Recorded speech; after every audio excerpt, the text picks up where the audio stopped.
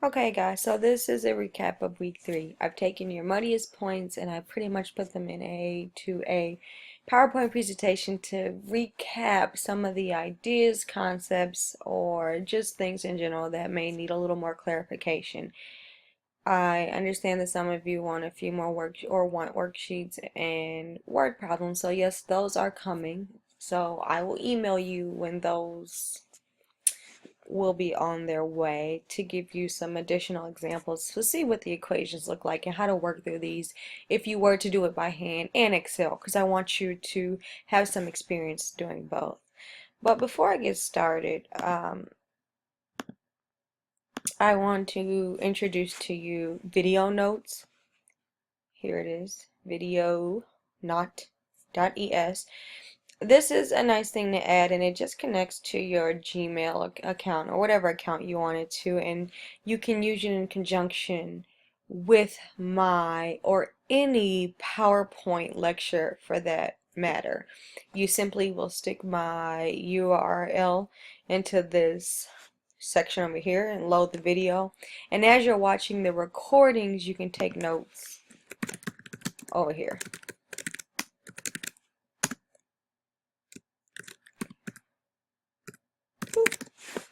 So this is just a nice addition to have if any of you are interested in using it. Otherwise, you can do it the old-fashioned way, where you are writing notes by hand or just watching the PowerPoint elsewhere and then typing it. But nonetheless, I wanted to provide you with that. So I'm going to start with hypothesis testing first, because this was one of the biggest, or I guess this is what I saw the most that was still somewhat confusing. So I'm going to go over it just a little bit. Um, Before we can interpret observed differences, we must consider two possible explanations, and those are the two that I have listed here. The first possible explanation is that the difference between the groups occurred by chance or due to chance as a result of a sampling error. This is the null hypothesis, and that is the HO here. HO equals null, H1 equals alternative. This states that the group means are not different. No matter how a research hypothesis may be stated, it is always our goal as a researcher to statistically test the null hypothesis, okay? So just know that. The second explanation is that there is a true difference between the groups, and that treatment or that therapy is essentially effective. And that's expressed as the alternative hypothesis. So, this is what the equation will look like for the null hypothesis. I wrote it here because I wanted you to see what it looks like using the symbols. You have HO for null, you have this symbol that somewhat looks like a U, and that's considered for the population, and the A is considered like population A, is considered population B. Okay? So in this case, as I said, statistical hypotheses are formally stated in terms of population perimeter. That's why you see this U-looking symbol. Even though the actual statistical test will be based on a sample data. So as always with the population, we don't necessarily test an entire population. That's not feasible. We'll test a sample of that population. So we would therefore state the null hypothesis as this. And what that's essentially saying is that this predicts that the mean of population A is no different from the mean of the population B, or that there will be no treatment effect.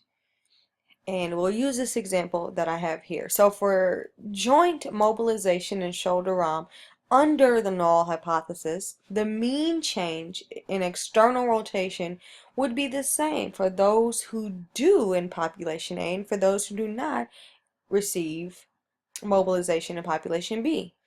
Because the nature of chances or chance differences, we have to understand that even there, even when there is no true treatment effect, groups won't necessarily have equal means. Okay, so this isn't always true. So often we will indicate that the observed differences are sufficiently small to be considered functionally equivalent to zero. So rather than saying the means are equal, it is more accurate to say that they are not statistically different. Or any observed difference between the groups was probably due to chance, not because the treatment or the therapy that was being tested was actually effective.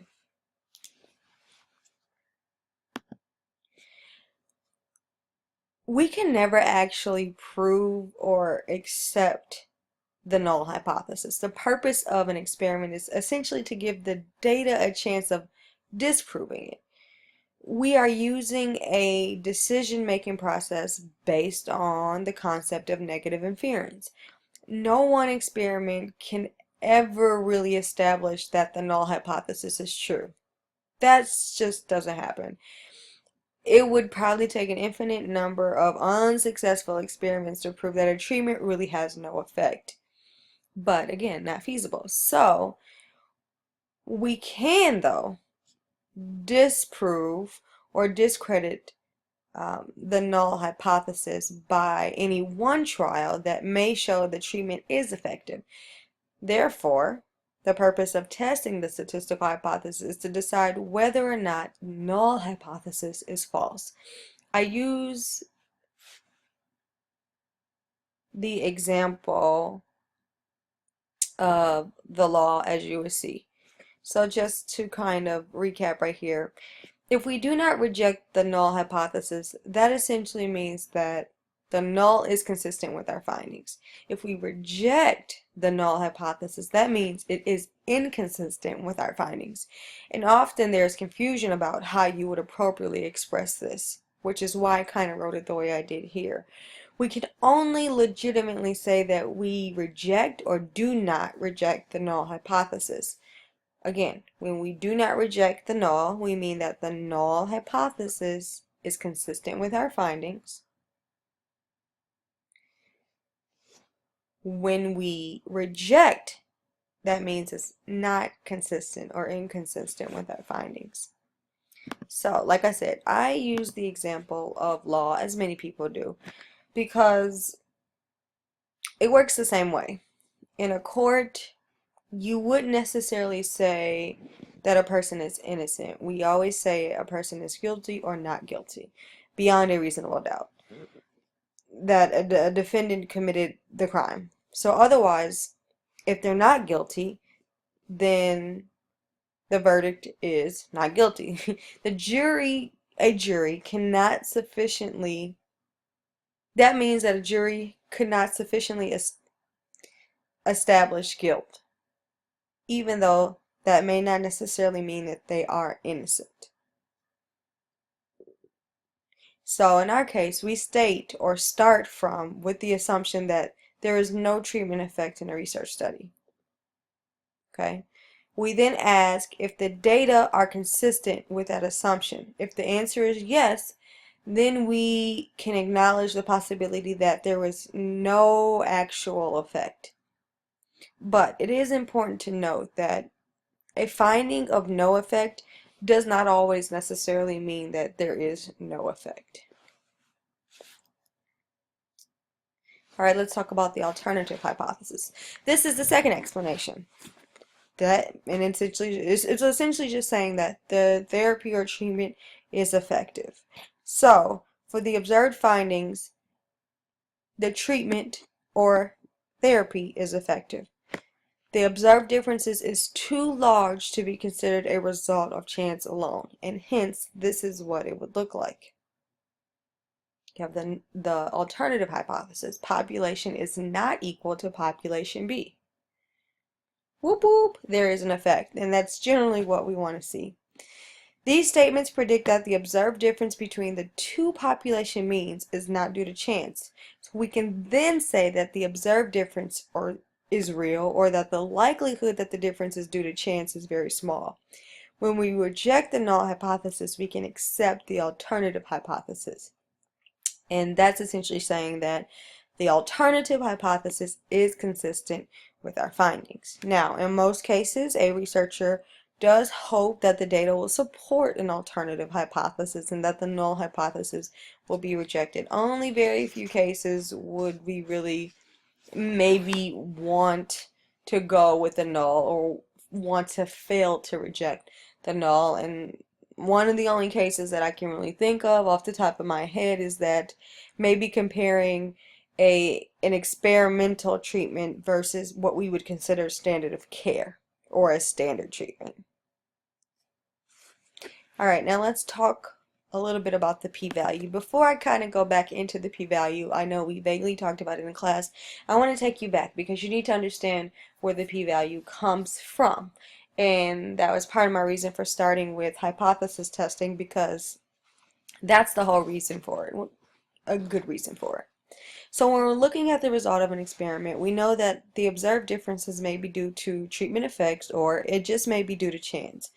On one level, then, we have to wonder, well, we have to make a decision regarding the null hypothesis after we have one. We can never really be certain if it's true or false, and that thought kind of ponders in our head. So therefore, we come up with a criteria or criterion that allows us to define or determine if the information that we're looking at is statistically significant or not statistically significant that would help support the hypothesis. So we want to determine the probability of committing a type 1 error, which we will talk about, and we have to set a standard for rejecting the null hypothesis. That's where we get the level of significance from, and that's denoted as alpha. That's why often you will see this symbol. And by the way, this LOS is a shortened version of level of significance.